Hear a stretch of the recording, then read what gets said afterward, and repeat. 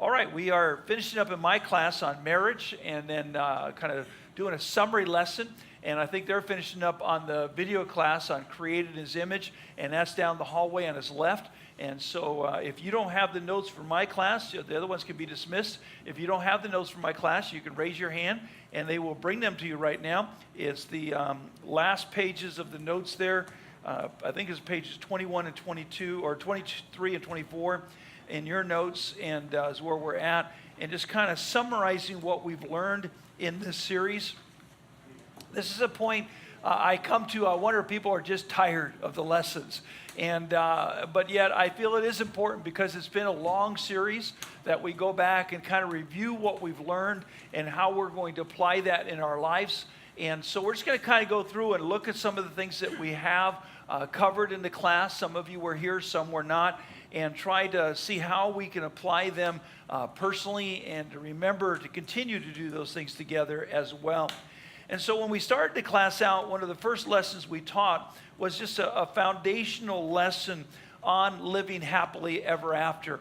And you and I as Christians, we want to live happily ever after, as we've talked about before, that you choose to live happy. You and I, we have to choose to live happy. In Acts chapter 26 and verse number 2, Paul was on trial for his life. He was before King Agrippa. He was in prison. He had been beaten. We know later on he was actually put to death for his faith. And as he stands there on trial before the king in chains, he looks at the king and he says, "King Agrippa, I think myself happy." And as I've mentioned in the sermon on Sunday, that's not the power of positive thinking. Although I do believe that your attitude changes your altitude, so to speak. That when you have the right attitude, it changes everything in your life. If you get depressed and you get down and you get upset and you get angry, that attitude is going to work against you. And it is good to have a positive attitude. It is good to have a good attitude. But what Paul was really talking about, his word, I think myself happy, is the word think was a command term. And he says, I command myself to be happy. I'm not going to stand here and be controlled by my circumstances, but I am going to make the choices to step above my circumstances. I'm going to choose whether I'm going to be happy or not let my circumstances choose that for me. And the key here, folks, is this, is don't let life happen to you. Most people, your happiness is based upon what is happening in my life right now. Is everything is happening is good and there's no problems and I got money in the bank and I've got my health and everybody, then I'm going to be happy. But that's not the only time to be happy. And you can't let life just happen to you. You have to make it happen, especially true in our marriage. We have to make a happy marriage. We have to make the decisions and make it happen in our lives. And that is so critical and so important for us to apply in this situation. And so don't let things happen to you, but make it happen in your life. And then let her be there. It takes time. It takes time to make a marriage work. You see, marriage is forever. Now, it actually is not forever. It is till death do you part. And Jesus said that we will not have marriage in heaven. I'm not sure all of what that means, but it is a pretty clear statement, and there will not be a marriage in heaven, so it is till death do you part. And if it is till death do you part, one of the things we need to remember is that divorce is not an option. As far as from a biblical perspective, divorce is not an option. We need to fight, but we need to fight to make the marriage work. And whatever it takes to make it happen there. And that's important in that aspect. Now, and a lot of times people will say, well, my situation, marriage, divorce is justified because of something my husband's done or something my wife has done, maybe adultery or some other factor. And as I've said, I do not believe any marriage, anybody has to put up with the 3 A's, and that's adultery and abuse and addiction. I don't think those are healthy to a marriage, and I don't think you should put up with that. No woman or a man in that case should be abused. You should not have to put up with somebody that's got addictions to drugs and alcohol or even pornography. And adultery is not acceptable in that marriage. And so we need to make sure we do that. I forgot to turn off my phone. And so we need to make sure that we are working from that perspective, understanding that these are not acceptable behaviors. And if that's going on in your marriage, there may be a time for separation, but not divorce. And the separation needs to be for the purpose of reconciliation. I am going to separate from you until you get this problem taken care of so we can reconcile. Too often in many marriages, we wait until it's too late. We wait until we're fed up with the other person, and when we walk out that door, it is for good, and we're not coming back no matter if they change or not. And so there are times where you got to practice tough love, and you got to say, you know what, this is not acceptable, and to deal with that on a basis of separation, but you need to do it always with the idea of reconciliation. And so that's very, very important. But we need to find reasons to make the marriage work, because this is the person I'm going to live with until the day I die. And I'd rather be happy than unhappy. I'd rather enjoy it than not to enjoy it. And so let's find ways to make that relationship happy as we realize it is till death do us part. But it does take time to make a marriage work. In Ephesians chapter 5 and verse 16, it says, redeeming the time because the days are evil. You know, the fairy tales, they talk about once upon a time. And we're always thinking that I'll have time later on. And there's no time better than right now to work on your marriage. There's no time better than right now to make the changes in your what you do and how you behave in that marriage. You cannot keep putting it off till later, and you cannot keep saying, well, I'll do it tomorrow, I'll do it some other time. You've got to start making the changes right now, redeeming the time and doing it now. And we also have to understand it takes time to change a marriage. It took time to get to where you're at, the problems you're having, and it's going to take time to turn that around as well. You don't just break the evil spell with one kiss and make everything better. You've got to be willing to work at it and to spend the time to make that relationship work out. And so we've got to realize it takes time. And then the stories also, they always talk about once upon a time in a land far, far away. And so we need to realize that it's not somewhere else. I want you to turn over to Philippians chapter 4. Philippians chapter 4.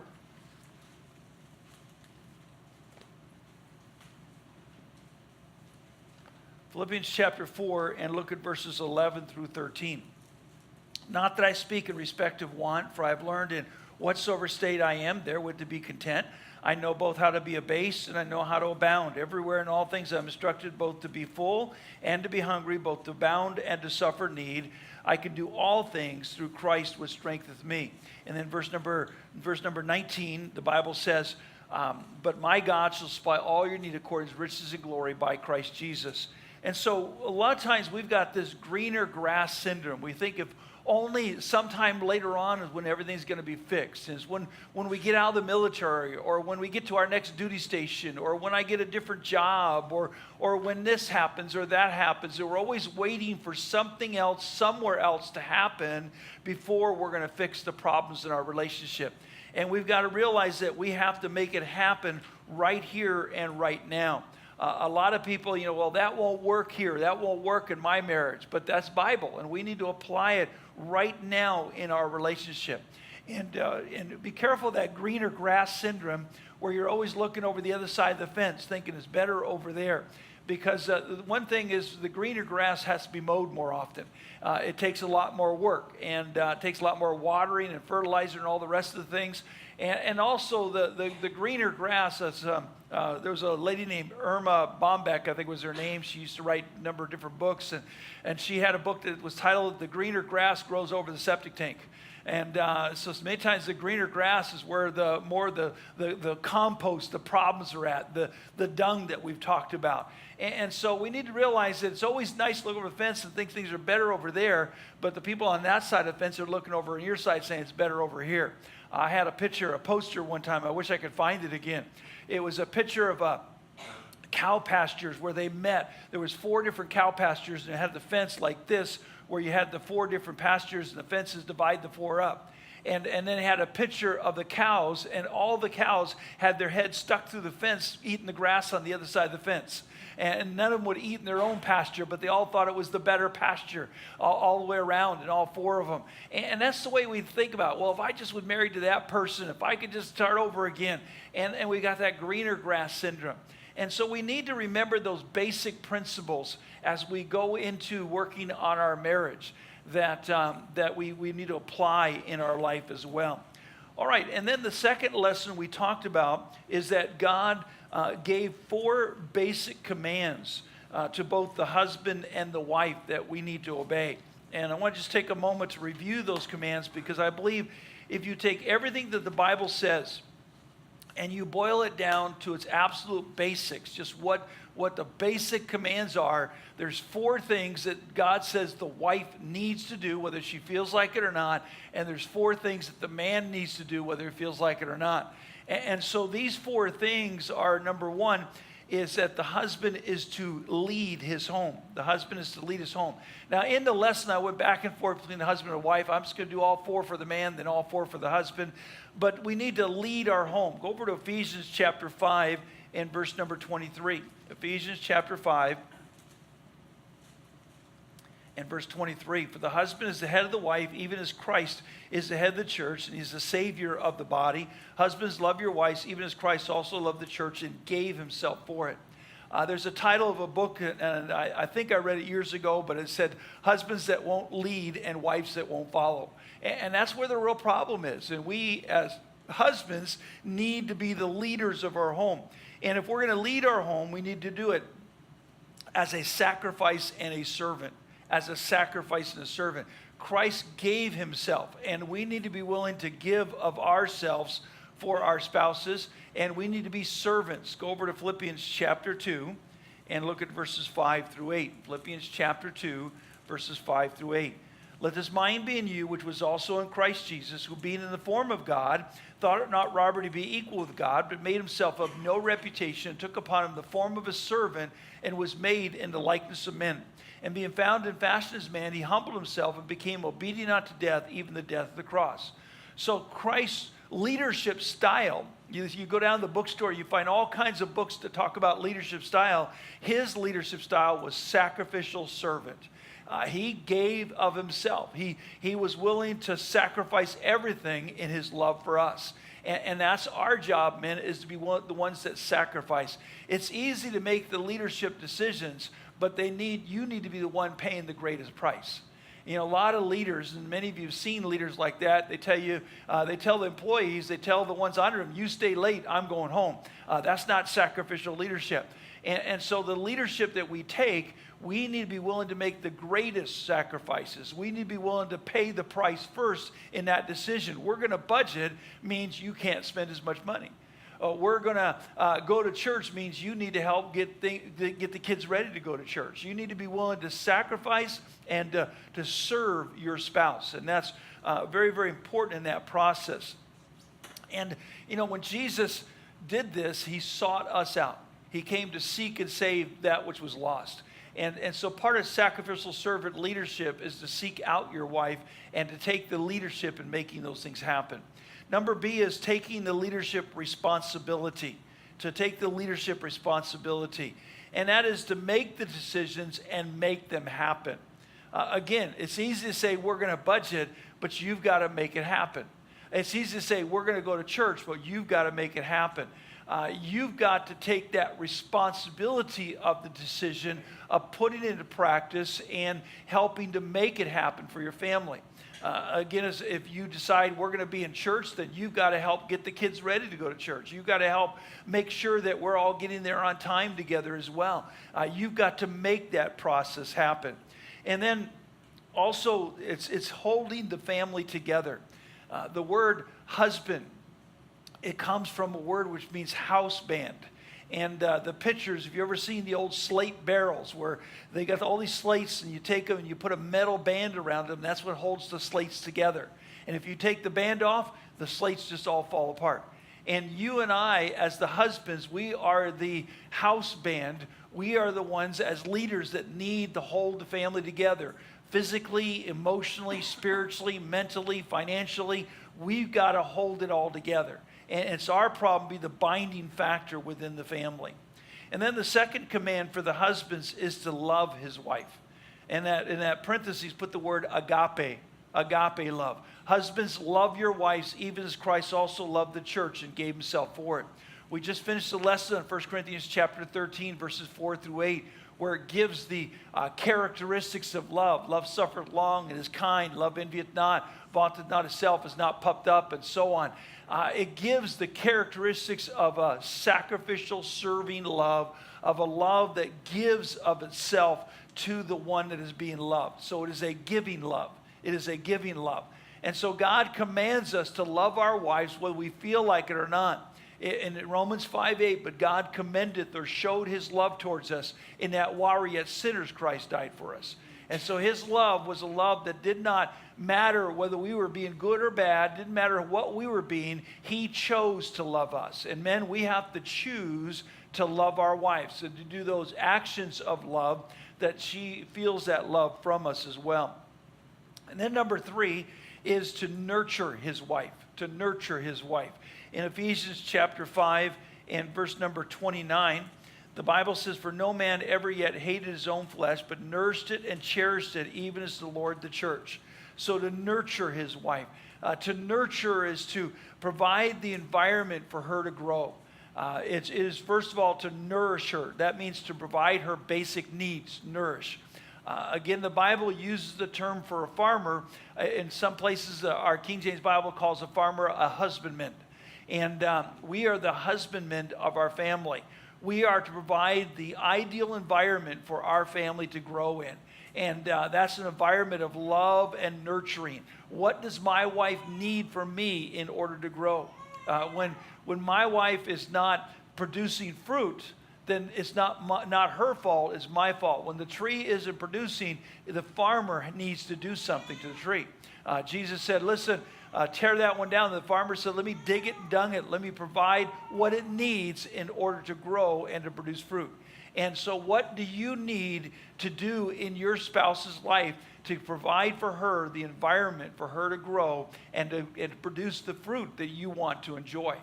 And then secondly, it is to not only to nourish her, but it is to cherish her. And cherish is provide for her emotional or romantic needs. Romantic needs.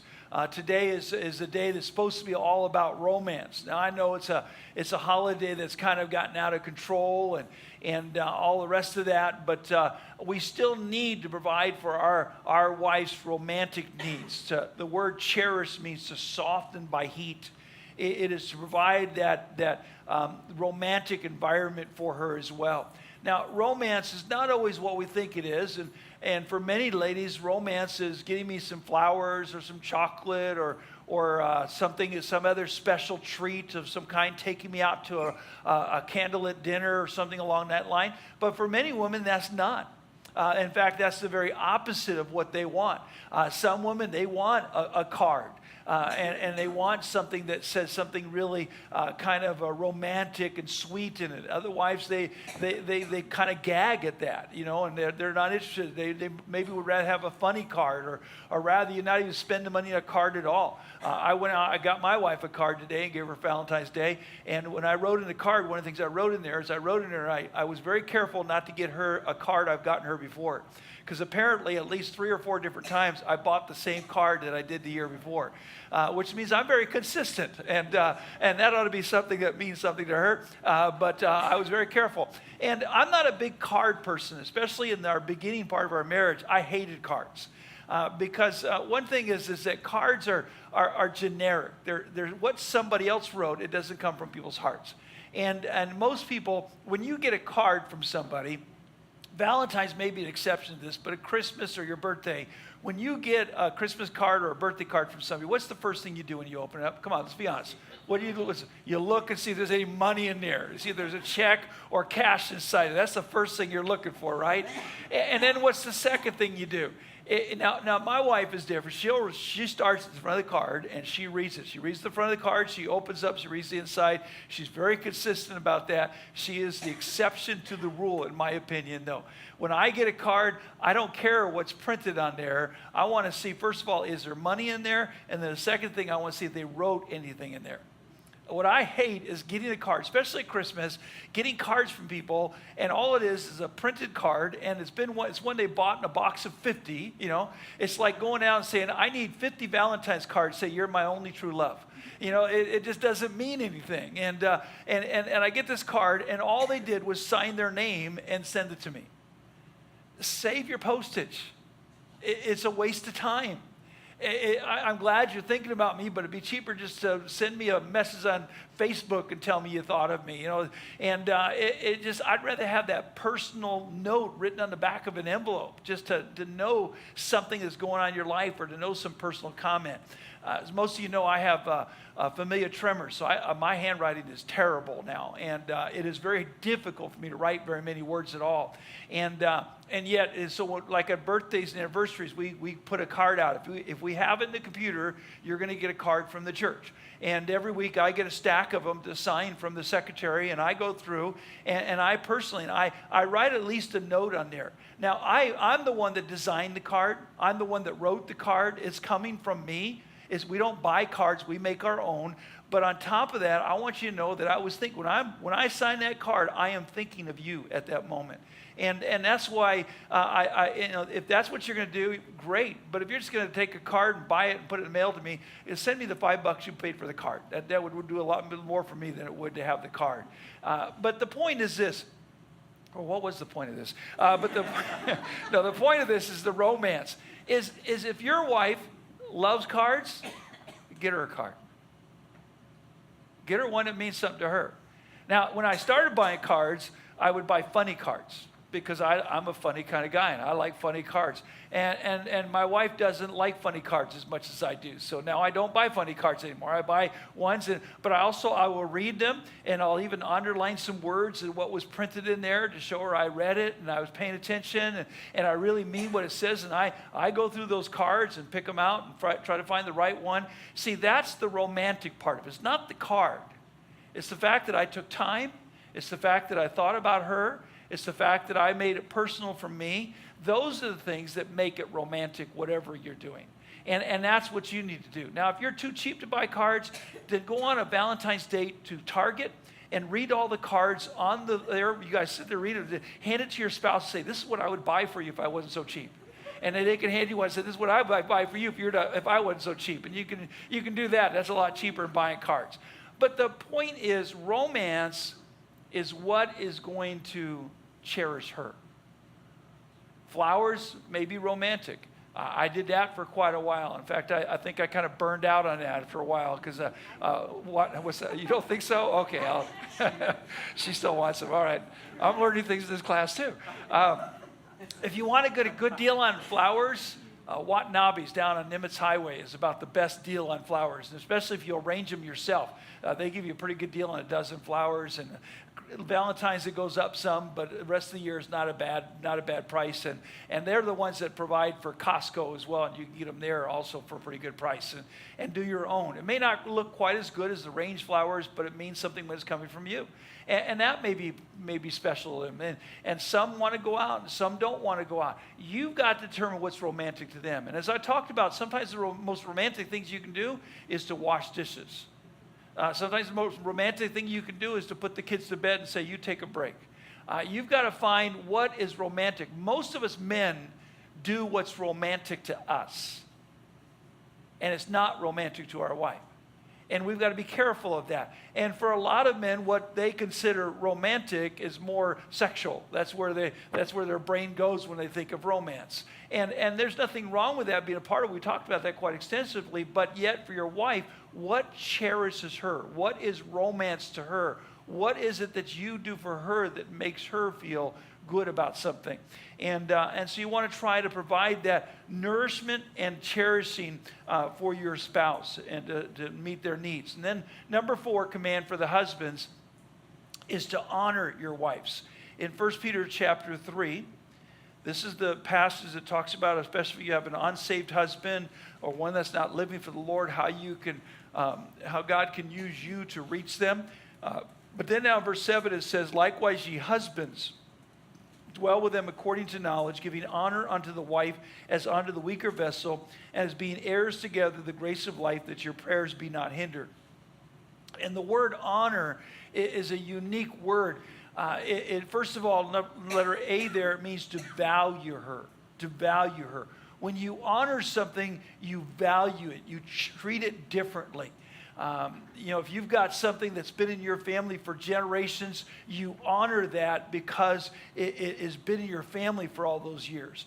If you've ever watched Antiques Roadshow, sometimes people will bring things in and they'll find out, oh, this is worth $20,000. That really changes how you look at it. Where before it was just kind of in a box somewhere, now it's going to be in a very safe place. It changes its value because it's worth a lot of money. Or its value may be not only its historical significance, it may be the value that's worth a lot of money. It may just be valuable to you because it does something special for you. And so the word honor means to value. Go over to Proverbs chapter 18. Proverbs chapter 18 and verse number 22.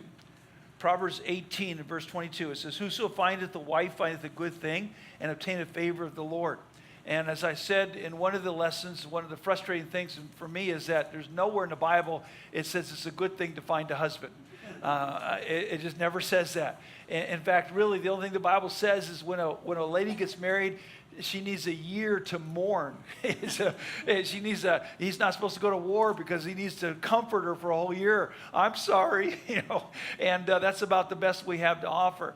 But the Bible does say when you find a wife, you find a good thing. And then go over to Proverbs chapter 31 and verse number 10. Proverbs chapter 31 and verse number 10. It says, who could find a virtuous woman for her price is far above rubies. And so we need to value our spouse, our wife.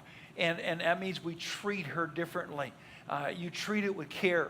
If I had a vase that was worth $10,000, I would treat it very differently than I have one from Ross's. There's a value to that whatever it is. And so when you value something, you treat it differently, and you ought to treat your wife differently.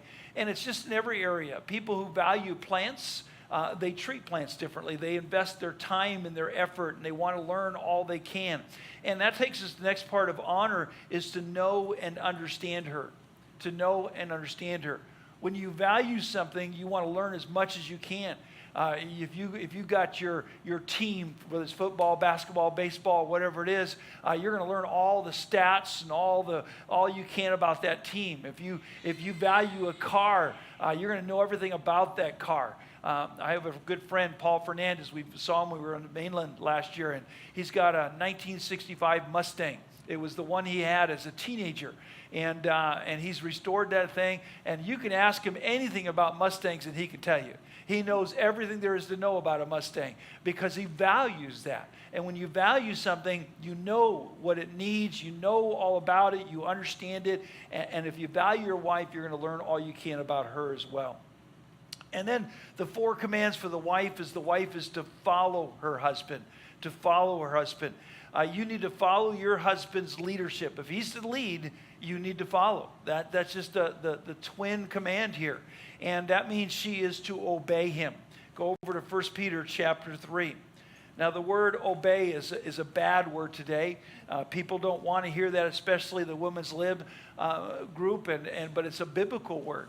I will not do a wedding if that word is not in the vows. I'll let couples write their own vows, but that's one of the words. There's a number of other key words that have to be in there somewhere, and that's one of them, that she will obey her husband, because that's biblical. In 1 Peter 3:6, it says, even as Sarah obeyed Abraham, calling him Lord, whose daughters you are as long as you do well and are not afraid with any amazement. So to obey him. Now, doesn't mean he's the smarter. I do not believe that I'm the smartest one in this relationship. My wife is obviously smarter than me. She married me, so that makes her smarter than me, or maybe dumber. I don't know which one it is, but it doesn't mean that he is the smarter one, just like it doesn't mean every officer is the smarter one in the unit. But that's the person who's in charge. That's the person that has a responsibility of leadership. And ladies, if you want your husband to lead, you have to be willing to follow. In my counseling, I have determined that many cases, not all, but many cases where a husband is not leading, it's because his wife won't follow. And that's where the real crux of the problem is. Not him not wanting to be a leader, and he's even tried to do that, but he's just given up because she will not follow. She will not obey. And to obey is an important aspect here. It's not just blind obedience. It is to submit. Let her be there. She is to submit to him. In Ephesians chapter 5 and verse number 22, Ephesians 5:22, it says, wives, submit yourselves unto your own husbands as unto the Lord. Verse number 24, therefore, as the church is subject unto Christ, so let the wives be their own husbands in everything. The word submit is to arrange in order of rank. It's a military term. And it's like when you have formation, you have all the enlisted, then you have the NCOs, and then you have the command. But God says there is a chain of command within the marriage relationship, and you need to place yourself into that chain of command. Now, the relationship is more like an NCO with an officer than an E1 with an officer. E1s and E2s, they're just there as glorified slavery. They're just there to be told what to do and don't ask questions. But a good officer understands the value of a good NCO. In fact, many good officers realize that without the right relationship with my NCO, I can't do my job. And it's not like he just goes around and says that E7 or E8, it says, go get me a cup of coffee and go empty the trash. That's not how he treats the NCO. They're a partnership. Now, ultimately, he is the one in charge, but he realizes that NCO probably has more knowledge about the area of expertise than he does and has more experience sometimes than he does. And he is going to listen to him and get his input and take it very seriously in that process. And it's not like it's a command, I'm telling you what to do, but it's a team effort of working together where the NCO knows the officer ultimately will make that decision and he has to follow that leadership. But he's able to do that because he knows that he's listened to and heard in the process and respected. And so verse 21 of Ephesians 5 says, submitting yourselves one to another in the fear of God. And it's a mutual submission.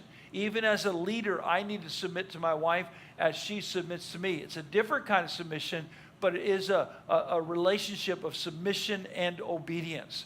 In 1 Corinthians 11, in verse number 3, 1 Corinthians 11, verse 3, it says, but I would have you know that the head of every man is Christ, and the head of the woman is the man, and the head of Christ is God. Anything with more than one head is a monster. God has established an order of rank, an order of command within the family as well. And then go over to 1 Peter chapter 3.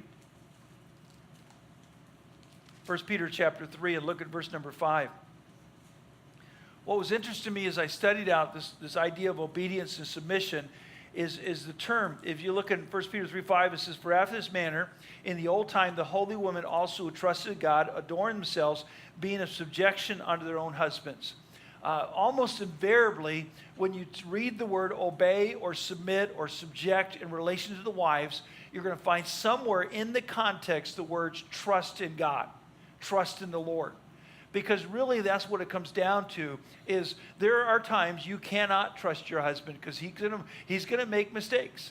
He's going to fail. He's a sinner. He's not infallible. He's going to make mistakes. I know I've made my fair share of them, in fact, probably more. And in those cases, the wife has to trust God when she cannot trust her husband. And so there's times where it comes down to trusting God that if you obey and submit, God will work this situation out. Now, that's not a blind. There was a very popular teaching in the early 70s and 80s that said basically whatever your husband tells you to do, you have to do it. And so if your husband says go rob a bank, go rob a bank. But the Bible also says we ought to obey God rather than men. There is a line that's drawn there where we have to obey the Lord over men, whoever that authority is. But yet at the same time, we're going to answer for that. Just like in the military, you do not have to obey an unlawful command. But if you disobey that unlawful command, then you're going to have to answer to a board later on, and they're going to hold you accountable for that. And the same thing is true with God. And so it's not a blind obedience, and you should make your voice heard. It's not fair to your husband. We talked about personalities, and first 5 years of our marriage, I won every argument, but I was losing the war. I was winning the battles, but my wife was closing up on me. And the problem was she was always agreeing with me. And that's not submission. That's not obedience. That's not helping me. See, I thought she was agreeing because I was always right. I thought she was agreeing because she saw my brilliance. But she was agreeing because she wasn't willing to speak up when she disagreed. She wasn't willing to give me her opposing point of view.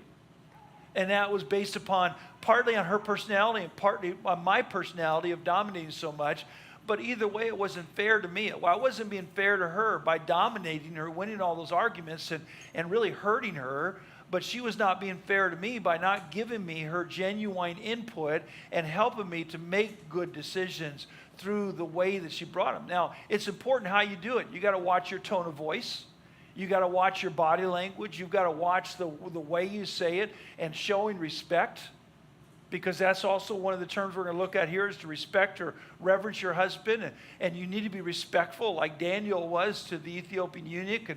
And he never got upset and mad. He just said that I believe God will bless if we do what's right. And so you need to follow your husband by obeying, submitting, and sometimes that means trusting the Lord. And then number 2 is to love your husband, and put the word phileo, Phileo, as where we get our word brotherly love from. Turn over to Titus chapter 2 and verses 3 and 4. Titus chapter 2, verses 3 and 4. The aged women, likewise, that they be in behavior as becometh holiness, not false accusers, not given to much wine, teachers of good things, that they may teach the young women to be sober, to love their husbands, to love their children. Now, let me just take a side trail here for a minute. The aged woman. Now, what does that mean, an aged woman? I think most of you ladies in here, if I came to you and said, well, you're one of the aged women, you would not appreciate that. Okay? It doesn't mean that you're in your 70s or 80s or something like that. It really just means those are older in age. And I think in different situations, that could be somebody that's been married maybe 10 years or 20 years. Generally, I think it would fall in the category of those whose children are grown or close to be grown, would be the aged woman here. Okay? And what we need is some aged women who can teach the younger women. The sad truth is, a lot of the aged women are the ones that are having problems in their marriage. And it's time for you to get your act together, because God says now you should be teaching the younger women. And how many of those older, aged women do we have to teach the younger women in this church? Now, this church is unique because we are a relatively young church as a whole. If you took our average age and compared it to most churches on the mainland, we'd be down here where the average age of many was over much higher. And so in our church, age is more relative. And in many churches, if they have deacons, most of the deacons are in their 40s. We don't have a lot of people in that age group. And so many times we've had to go down to the 30s and even the 20s to have deacons and many other areas. And so I need for you, some of you ladies, to get your act together so you can start teaching the younger women how to do this. But it talks about here the idea of teach them how to love their husbands. And it doesn't use the word agape. It's the word responsive love. How to respond to your husband. How do you respond to him in love? And that's really the key. And that's where a lot of us as men are frustrated because of the response that we're getting. We're trying to do the right thing, and we just get criticized. And it's either it's never good enough, or it's never far enough, or there's always something else we've got to fix. And it seems like no matter what we do, we're still in trouble. And I'll tell you what, that's not going to last very long. We're going to quit. We're going to give up. And it's important that you respond correctly to your husband. Or like Pavlov's dog, when you rang the bell, the dog would get hungry. And if you want your husband to do the right thing, reward him for doing the right thing. Respond to him well. And even when there's something negative, be careful in how you respond so that you can change it. And there's a good way to respond and a bad way to respond. You need to work on understanding the difference between the two of those. And again, every man's going to be different. What reward he needs, what encouragement he needs, what response from you need, what works and what doesn't work. Because there's a lot of things that just plain don't work. They just don't work. And so why keep doing them when they don't work? The definition of sanity is keep doing the same things over and over again, expecting different results. So that response is so important. And then number 3 is to reverence or respect her husband. Ephesians chapter 5 and verse number 33. It says, nevertheless, let every one of you in particular so love his wife, even as himself, and the wife see that she reverence her husband. When he gets all done talking about the husband and wife relationship, he says, well, okay, here's the most important thing. Men, love your wives. If you don't get anything else I've talked about, love your wives. If you do that, all the rest will fall into place. And he said, ladies, love your husband. No. He said, respect him. Men need your respect.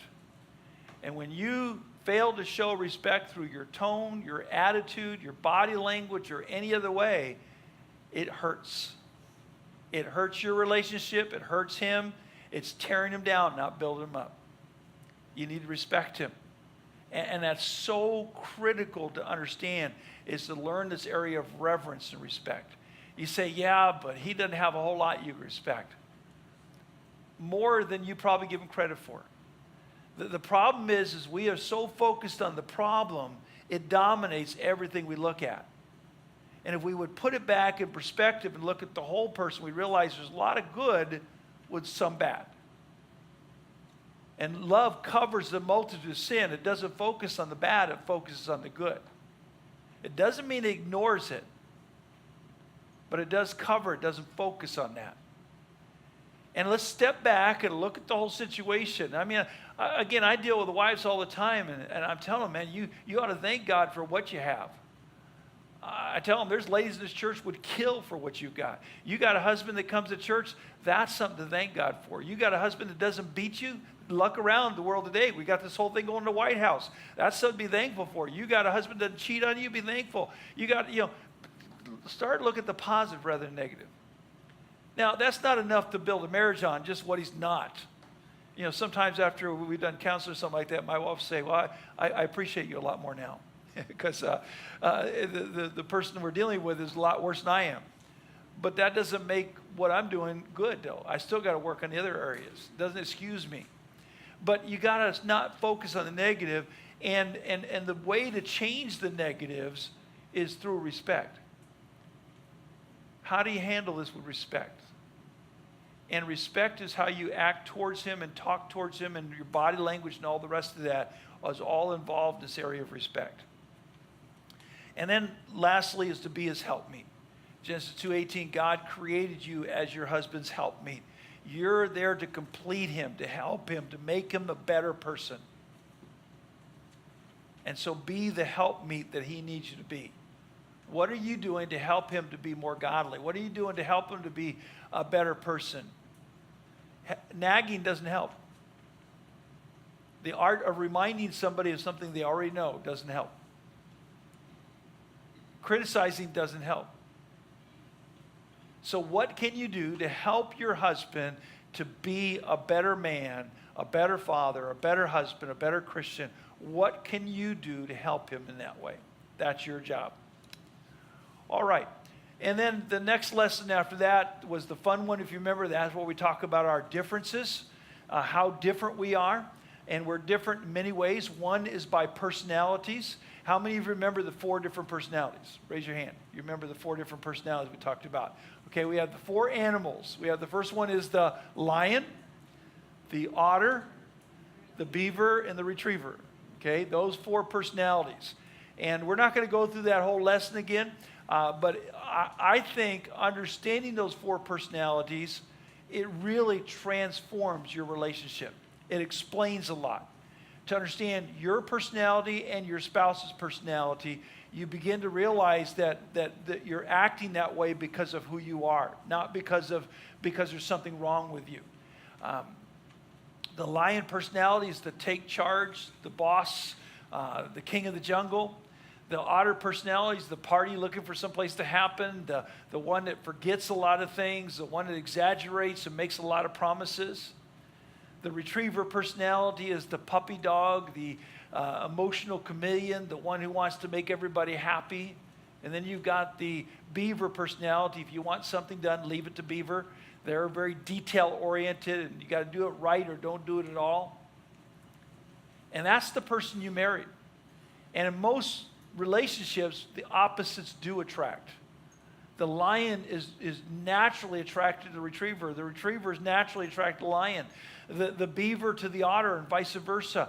The opposites do attract. But even if you're the same personalities, put two lions in the same cage, and they're both going to want to rule. They're both want to be king and queen. They're going to take charge. And so you need to understand those personalities. That is so critical. And I would encourage you maybe to go back through and do that lesson again, or to get the books by Gary Smalley where he talks about our personalities and how to deal with that and how to make ourselves better in that area. And then we are different by creation. God created the male and female. We are different by creation. Men and women are different, obviously, in the physical area, on the outward physical, but also even in so many other ways, physically, we are different by creation.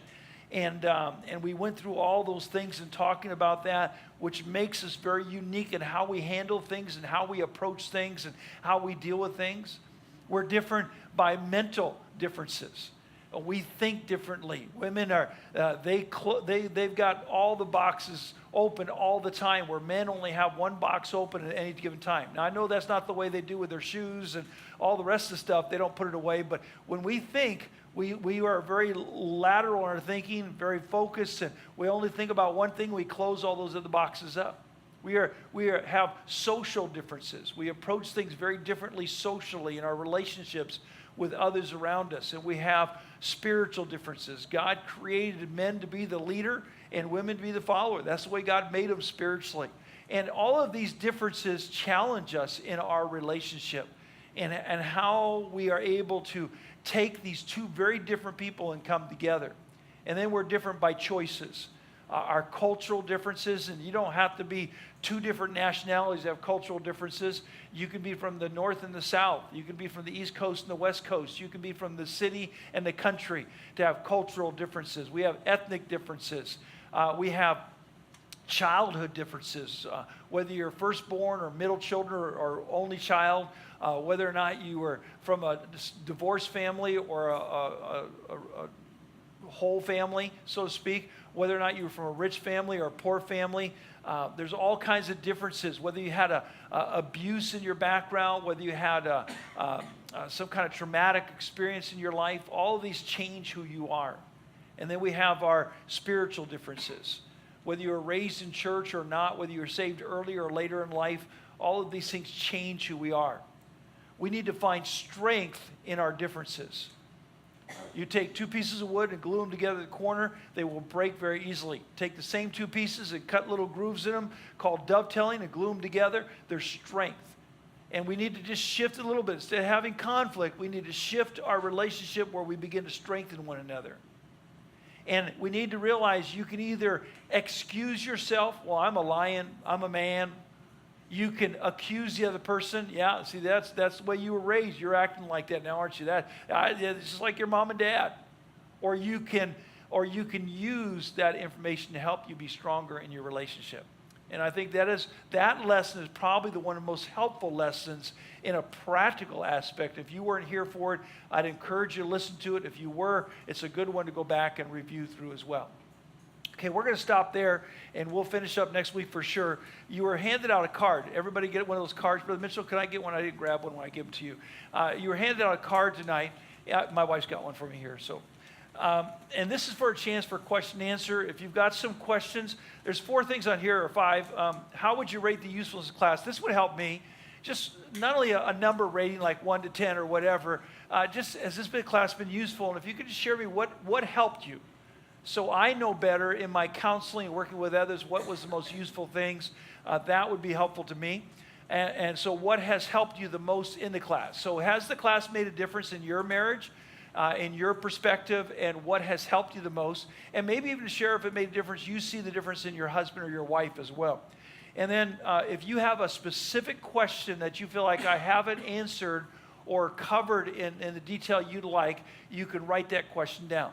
I don't take verbal questions because sometimes they're embarrassing and sometimes they put your spouse in a spot. What do you do when you have a husband that does this all the time? And everybody knows it's your husband that's doing that all the time. And so, if you have a question, you can write it on here, and I will look at it and see whether or not it's a question I can answer in the class. If you want an answer to your question just for you, I will not use your name in the class. But if you want to make sure if I don't talk about it in class, but you want an answer, you need to put your name on the card, and I'll get back to you. And then we're looking for recommendations for date nights in Hawaii. What can you do for a date night here in Hawaii especially? Now, it could be generic that will work anywhere, but are there places you found it's fun to go here or fun to go there, and especially things that don't cost a lot of money? My wife and I, one of the things that we're trying to do once a month at least is do a double date with somebody. We're at a point now where we spend 24/7 together. And so going out on a date doesn't take us away from the kids and everybody else because we're already together anyway. So we thought, well, maybe it would be fun to go on a date with somebody else. But when you do that, especially if you go to a restaurant, that can cost you $80-$90 and going on a double date like that. So what do you do that may be a little cheaper or a little easier? What are your suggestions for that? And we'll make a list up and pass it out to everybody. If you know, especially specific places, like we like to go to the beach, but we like to go here and walk because it's this. Or we like to go to this place, and so don't be afraid to name places or areas that you go to or specific things that you do. And then if you have a favorite restaurant too. It's one of the things that we kind of struggle with. I'm the kind of guy that once I find a restaurant that works, I just stay going to that one. But we want to try some new ones out. But I hate to go to a restaurant, spend all the money, and find out it wasn't worth it. Or we were going to go to one Monday night with the other couple we were double dating with, and we got there and walked in. Before we walked in, we knew we weren't going to stay. The music was rocking all over the place. You walk in, it was a bar with a restaurant. You know, most restaurants have a bar nowadays, unfortunately, but this was a bar with a restaurant, not a restaurant with a bar. And it just, I have trouble hearing to begin with. We would have never been able to have a discussion or talk. The music was too loud, the environment. And we walked in and stood by the desk where they check in. They didn't even talk to us. You know why? Because we didn't look like we fit in there. That's why they figured these guys aren't staying anyway. And so we just turned around and walked out with somewhere else. So I'd like to hear what your suggestions are. So I hope all of you will fill one of these out. You can turn it in. You can put it in my mail slot, or you give it to my wife. Don't hand them to me because they will get lost, okay? So put it in my mail slot or give it to my wife, and I'll send this out by email as well, and you can respond by email if you would prefer doing that also, okay? So I hope this has been helpful. I hope that review reminds you of a few things as we finish up this series and going through that. Let's go ahead and stand for dismissing word of prayer.